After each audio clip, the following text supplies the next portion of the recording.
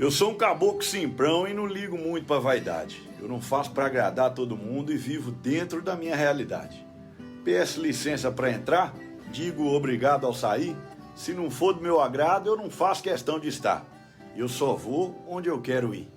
Eu nunca mendiguei atenção, isso não é característica minha. Amizade se faz com o coração. E puxar saco é coisa de gente mesquinha. E assim eu vou seguindo meu caminho, com a simplicidade como guia. Prefiro a verdade mesmo que sozinho, do que viver numa falsa companhia.